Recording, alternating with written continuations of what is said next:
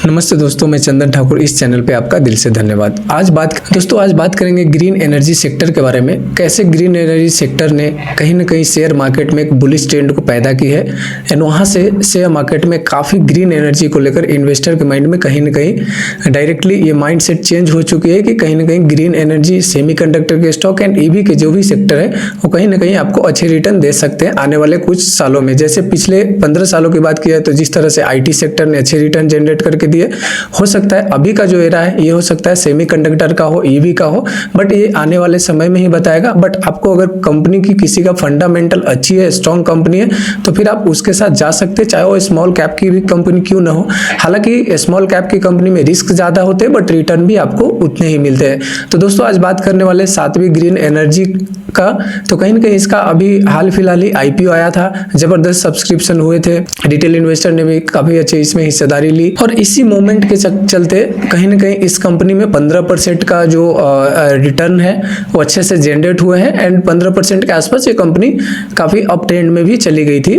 तो वो क्या हो सकती है न्यूज एंड क्या वो न्यूज है, तो उसके ऊपर आज करने वाले हैं बात। तो पहली बार चैनल पे आए हैं तो प्लीज चैनल को सब्सक्राइब कर दीजिए, लाइक कर दीजिए एंड रिलेटेड कोई भी कमेंट हो तो आप मुझसे पूछ सकते हैं। 7वीं ग्रीन एनर्जी के बारे में बात की जाए तो उनके जो MD है उन्होंने बताया कि लगभग 3150 करोड़ कैपेक्स फैसिलिटी अनाउंस किए हैं उन्होंने गुजरात प्लांट के लिए। तो यानी जो उनके गुजरात में प्लांट है उनके लिए उन्होंने लगभग 3150 करोड़ के कैपेक्स करने वाली है। और उसमें कैसे ये अमाउंट को कहीं ना कहीं डिस्ट्रीब्यूट किया जाएगा, तो दोस्तों ये जो पैसे हैं 3150 करोड़ ये 2 फेज में कहीं ना कहीं डिस्ट्रीब्यूट किए जाएंगे। फर्स्ट फेज में मॉड्यूल कैपेक्स के लिए लगभग 1300 करोड़ एंड वहीं पे सेल कैपेक्स के लिए अगर बात की जाए तो लगभग 550 करोड़ रुपए के आसपास खर्च किए जाएंगे। एंड वहीं सेकेंड फेज की बात की जाए तो वहां पे भी 1300 करोड़ के आसपास खर्च किए जाएंगे और उनके कैपेसिटी के लिए यानी 2.4 मेगावाट कैपेसिटी बढ़ाने के लिए लगभग 1300 करोड़ रुपए कंपनी खर्च करने वाली है। एंड कंपनी की बात की जाए तो लगभग 4.8 गीगावाट का लगभग अभी ऑर्डर वैल्यू भी है। तो ये काफी अच्छे एंड फंडामेंटल स्ट्रॉन्ग कंपनी मानी जा रही है। हालांकि अभी ये शेयर मार्केट में लिस्ट हुई है तो इन्वेस्टर को कहीं ना कहीं इससे थोड़ा सा सतर्क रहने की आवश्यकता है, क्योंकि स्मॉल कैप की कंपनी है तो कभी कभी हो सकता है कि ऐसे कंपनी में अगर कोई निगेटिव सेंटीमेंट आते हैं तो कंपनी में उतने अच्छे रिटर्न भी नहीं जनरेट होते। तो आपको इन सारी चीजों पे भी ध्यान रखना चाहिए। दोस्तों सेकेंड कंपनी की बात की जाए तो वो भी एनर्जी सेक्टर से ये यानी KPI ग्रीन एनर्जी, उसको अभी हाल फिलहाल ही गुजरात गवर्नमेंट ने उनको एक अप्रूव कर दिया है ट्रेडिंग लाइसेंस, जहां से उन्हें बहुत सारी फायदा मिल सकती है, बेनिफिट मिल सकती है कि कॉर्पोरेट को भी वो एनर्जी कहीं ना कहीं डिस्ट्रीब्यूट कर सकते हैं एंड रिटेलर को भी डिस्ट्रीब्यूट कर सकते हैं। तो ये सारी फायदा हो सकती है KPI ग्रीन एनर्जी को। लाइसेंस मिलने के बाद कहीं ना कहीं डायरेक्ट एक्सचेंज कर सकती है कंपनी, तो ये भी एक बड़ी बेनिफिट मानी जा रही है। एंड जैसे ही ये खबर आई कि गवर्नमेंट ने, गुजरात सरकार ने वहाँ अप्रूव्ड कर दिए हैं एक्सचेंज रिलेटेड उनके लाइसेंस, जैसे ही शेयर ने कहीं ना कहीं उछाल मारी और अपर सर्किट में भी चला गया था। एंड इस कंपनी के पास लगभग देखा जाए तो 100 मेगावाट की कैपेसिटी भी है एंड KPI ग्रीन एनर्जी ने लगभग MOU भी साइन किया है, यानी मेमोरेंडम ऑफ अंडरस्टैंडिंग भी साइन कर दिया है, जिसके चलते लगभग 80 बिलियन के आसपास इन्वेस्टमेंट होने की संभावना है। एंड ये जो सारे पैसे हैं यानी 80 बिलियन के आसपास जो है ये हाइड्रोजन और EV फ्यूल स्टेशन के ऊपर खर्च किए जाएंगे। हालांकि KP ग्रुप की कंपनी है KPI ग्रीन एनर्जी, तो हो सकता है इससे भी फायदा मिल सकती है कंपनी को, तो वहां से हो सकता है आपके अच्छे रिटर्न बनने की गुंजाइश हो जाती है। एंड उनके जो MD है KPI ग्रीन एनर्जी के MD है, उन्होंने बताया है कि लगभग 1000 जॉब क्रिएट होगा इस MOU के साइन होने के बाद, यानी गुजरात में 1000 नए जॉब क्रिएट किए जाएंगे। तो हालांकि एक पॉजिटिव सेंटीमेंट है निवेशक को लेकर के कि स्टॉक हो सकते हैं लॉन्ग टर्म में अच्छे रिटर्न आपको बना के दे सकते हैं। तो दोस्तों चलिए उन दोनों कंपनी का जो ग्रीन एनर्जी का है, यानी पहला जो 7वीं ग्रीन एनर्जी है एंड दूसरा KPI ग्रीन एनर्जी है, दोनों को कर लेते फंडामेंटल एनालिसिस। लेकिन उससे पहले आपको एक डिस्क्लेमर देना चाहूंगा कि ये दोनों कंपनी स्मॉल कैप की कंपनी है, रिस्क ज्यादा होते हैं बट इसमें रिवार्ड भी उतने ही बनते हैं, हाईली वोलेटिलिटी होती है। अगर लार्ज कैप की कंपनी 3% 4% गिरती है तो यहाँ पे ये 40% 30% के आसपास भी स्मॉल कैप गिर सकती है, लेकिन वहीं पे ये 200% 250% के आसपास ऊपर भी जाती है। तो ये सारी चीजें आपको माइंड में होना चाहिए। तो दोस्तों देख सकते हैं यहाँ पे 7वीं green energy limited current price की बात की जाए तो लगभग 534 रुपये के आसपास है। मार्केट कैपिटलाइजेशन की बात की जाए तो 6,791 यानी 7,000 करोड़ के आसपास है। अगेन कहना चाहूँगा ये स्मॉल कैप की कंपनी है, रिस्क इसमें ज़्यादा होता है। स्टॉक का पी देखा जाए तो यही सारे 31 के आसपास है। एंड इंडस्ट्री का पी देखा जाए तो लगभग 38.9 है, जो कि इंडस्ट्री के पी से काफ़ी कम है। आरओसी की बात की जाए तो शानदार आरओसी है, लगभग 52% के आसपास है। एंड वहीं आरओई की बात की जाए तो लगभग 94% के आसपास है, जो कि एक शानदार है। एंड प्रमोटर होल्डिंग की बात की जाए तो वहीं पे देख सकते हैं दोस्तों लगभग 76 के आसपास प्रमोटर की होल्डिंग है। तो कहीं ना कहीं कंपनी के काफ़ी अच्छे भरोसे है इस कंपनी पे। डेट की बात की जाए तो मात्र 523 करोड़ के आसपास डेट है। And debt to equity ratio की बात की जाए तो लगभग देख सकते हैं लगभग 1.49 है, जो कि एक चिंता का विषय है। इतने डेट नहीं होने चाहिए स्मॉल कैप की कंपनी में, इसमें रिस्क आपको बहुत ज़्यादा हो जाता है। वहीं पे चलिए दूसरे फंडामेंटल और भी एनालिसिस कर लेते हैं। तो यहाँ पे देख सकते हैं दोस्तों 200 DMA एंड 500 DMA के ऊपर ही ये स्टॉक कहीं ना कहीं ट्रेड कर रहे हैं। यहाँ पे देख सकते हैं दोस्तों, देख सकते हैं यहाँ पे 50 DMA एंड 200 DMA के काफ़ी ऊपर अभी ट्रेड कर रहे हैं। तो कहीं ना कहीं यहाँ पे थोड़ा सा रिस्क बन जाता है।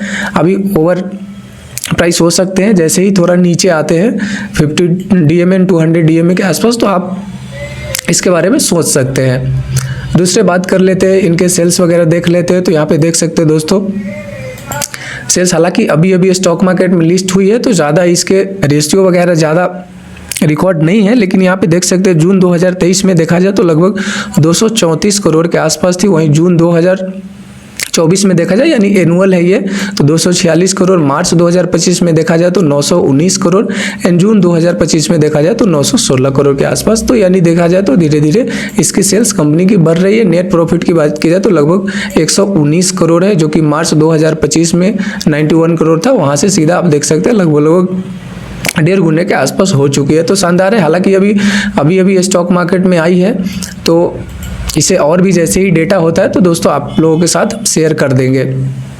यहाँ पे देख सकते हैं CAGR वगैरह देख सकते हैं दोस्तों। यहाँ पे कंपाउंडेड प्रॉफिट ग्रोथ की बात की जाए तो लगभग 3 साल में लगभग 250% के आसपास दिया है। एंड इस साल की बात की जाए तो लगभग 115% के आसपास दिया है। अभी देख ले तो दोस्तों यहाँ पे प्रमोटर होल्डिंग, तो प्रमोटर होल्डिंग यहाँ पे देख सकते हैं दोस्तों, जैसा कि यहाँ पे देख सकते हैं दोस्तों लगभग 76 के आसपास है। एंड FIIs हालांकि अभी नई कंपनी है, शेयर मार्केट में अभी लिस्ट हुई है, सितंबर में ही लिस्ट हुई। तो FIIs धीरे धीरे कोशिश करेंगे, अगर कंपनी अच्छी होगी तो इसमें ऑब्वियस सी बात है को अपने होल्डिंग बढ़ाएंगे। DIs की बात की जाए तो लगभग 7% के आसपास है। एंड पब्लिक की बात की जाए तो 17% है। एक अच्छी गुड न्यूज ये है दोस्तों कि अभी नई शेयर मार्केट में लिस्ट हुई है, उसके बावजूद मात्र 17% के आसपास पब्लिक है। हो सकते हैं बाद में इसमें बढ़ोतरी हो सकती है। सेकंड कंपनी की बात कर ले तो दोस्तों, तो यहाँ पे देख सकते हैं सात्विक ग्रीन एनर्जी, जैसा कि हमने ओवरव्यू बता ही दिया था इसके बारे में। तो यहाँ पे बात की जाए दोस्तों तो ये देख सकते हैं KPI green energy. Current price की बात की जाए तो मात्र 450 रुपये के आसपास आपको करेंट प्राइस देखने को मिल रहा है। मार्केट कैपिटलाइजेशन की बात की जाए तो 8,734 करोड़ है। वहीं सात्विक green energy and KPI green energy में दोनों में अगर डिफरेंस देखा जाए तो KPI ग्रीन एनर्जी पहले स्टॉक मार्केट में लिस्ट हुई, वहीं सात्विक ग्रीन एनर्जी की बात की जाए तो अभी सितंबर में ही उसकी लिस्टिंग हुई है। लिस्टिंग से अच्छे गेंस भी दिए। स्टॉक का पी देखा जाए KPI ग्रीन एनर्जी का तो देख सकते हैं दोस्तों 24.5 के आसपास है। एंड वहीं इंडस्ट्री का पी देखा जाए तो 29% के आसपास है। तो यहाँ से आप देख सकते हैं कि कहीं ना कहीं इंडस्ट्री के पी से थोड़ा सा कम है। ROC 17.5% है। ROE की बात की जाए तो 20% के आसपास है, तो काफ़ी अच्छी है। प्रोमोटर की होल्डिंग की बात की जाए तो लगभग 48.7% है।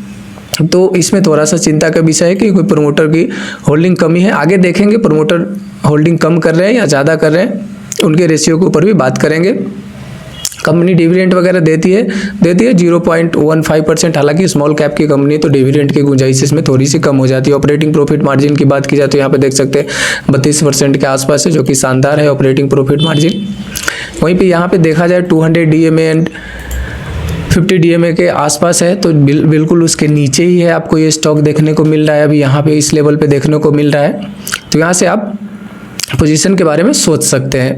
वहीं पे सेल्स वगैरह कंपनी का देखा जाए तो यहाँ पे क्वार्टरली है। क्वार्टरली की बात की जाए तो यहाँ पे क्वार्टर ऑन क्वार्टर के रिजल्ट आए हुए हैं। तो यहाँ पे देख सकते हैं दोस्तों, जून 2022 में 122 करोड़ थी, सितंबर 160, दिसंबर 2022 में 179, मार्च 182, यानी धीरे धीरे बढ़ते यहाँ पे जून 2025 में 603 करोड़ के आसपास हो गई है।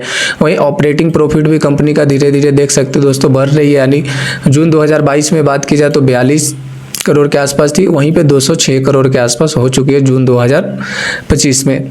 एंड डिप्रिसिएशन की बात की जाए तो ऑब्वियस सी बात है, डिप्रिसिएशन कंपनी की बढ़ती है, तो यहाँ पे अभी डिप्रिसिएशन मात्र 30 करोड़ के आसपास है। एंड नेट प्रॉफिट की बात की जाए तो वहाँ पे लगभग देख सकते हैं 131 करोड़ के आसपास अभी नेट प्रॉफिट है। वहीं पे अदर और भी रेशियो को थोड़ा कवर अप कर लेते हैं, वहाँ से आपको अंदाजा आ जाएगा क्या स्टॉक में पोजीशन देख सकते हैं या नहीं। तो स्टॉक का प्राइस CAGR अगर देखते हैं, current compounded annual growth rate, तो 5 ईयर में शानदार 132% के आसपास है। एंड 3 ईयर में देखा जाए तो 67% के आसपास है। 1 ईयर में तो कोई भी कंपनी उतनी अच्छी रिटर्न जनरेट करके नहीं दी है, तो यहाँ पे आपको चिंता करने की कोई ज़रूरत नहीं है। कंपाउंडेड सेल्स ग्रोथ की बात की जाए तो 5 ईयर में देख सकते हैं 97% है, 3 ईयर में 96 है, एंड इस साल का देखा जाए तो 68% के आसपास है। कंपाउंडेड प्रॉफिट ग्रोथ की बात की जाए तो 5 साल में देख सकते हैं 118% है, 3 ईयर में 95% है, एंड 1 ईयर में देखा जाए तो 83% के आसपास है। तो यहाँ से अंदाजा लगा सकते हैं कि कंपनी कितनी शानदार, स्मॉल कैप की कंपनी हालांकि, फिर भी कितनी शानदार इसने ग्रोथ वगैरह को जनरेट किया है, यानी उसको मेंटेन करके रखा हुआ है। प्रमोटर की होल्डिंग की बात की जाए तो देख सकते हैं सितंबर 2022 में 54.7 था, वहीं ये लगभग धीरे धीरे ये प्रमोटर यहाँ पे होल्डिंग कहीं ना कहीं कवर अप कर रही, गिरा रही है, एंड 48.67% के आसपास, यानी प्रमोटर होल्डिंग घटा रही है। FIs की बात की जाए तो वहीं पे देख सकते हैं FIs लगातार होल्डिंग बढ़ा रही है। यहाँ पे देख सकते हैं सितंबर 2022 में मात्र 2.5% के आसपास था, वहीं FIs की अभी देखा जाए तो लगभग 8.5% के आसपास है। DIs की बात की जाए तो DIs सितंबर 2023 तक देखा जाए तो इसमें DIs नहीं थे, हालांकि उसके बाद इन्वॉल्वमेंट DIs की भी होने लगी, और यहाँ पे 1% से कम ही है। पब्लिक की बात की जाए तो पब्लिक यहाँ पे बहुत ज़्यादा है, 42.26% के आसपास है। हालांकि कंपनी फंडामेंटली काफ़ी मजबूत कंपनी है, तो आप इसके बारे में सोच सकते हैं। तो दोस्तों, जिस तरह से मार्केट के लोग इंडियन गवर्नमेंट का अच्छे से पॉजिटिव सेंटिमेंट रहे हैं, हालांकि बहुत सारे इम्पैक्ट आए शेयर बाजार में पिछले 1 साल में, लेकिन अगर उन चुनौतियों को पार किया है तो जिस तरह से पॉजिटिव सेंटिमेंट हर क्षेत्र में, हर सेक्टर में देखा जाए तो जो गवर्नमेंट दे रही है, एंड DIs ने काफ़ी अच्छी होल्डिंग बढ़ाई है, जहाँ पे FIs लगातार बेच रहे थे, तो कहीं ना कहीं उससे स्ट्रॉन्ग पोजीशन हुए स्टॉक मार्केट में, एंड वहाँ पे आपको अच्छे सेंटीमेंट देखने को मिले। इस तरह से शेयर मार्केट कहीं ना कहीं मजबूत हुई, एंड आने वाले भविष्य में भी अच्छे इंडियन स्टॉक मार्केट कर सकते हैं, इसमें कोई भी दो राय नहीं है। उम्मीद करता हूँ दोस्तों ये वीडियो आपको पसंद आई होगी। मिलते हैं नेक्स्ट वीडियो में, तब तक के लिए धन्यवाद, गुड बाय।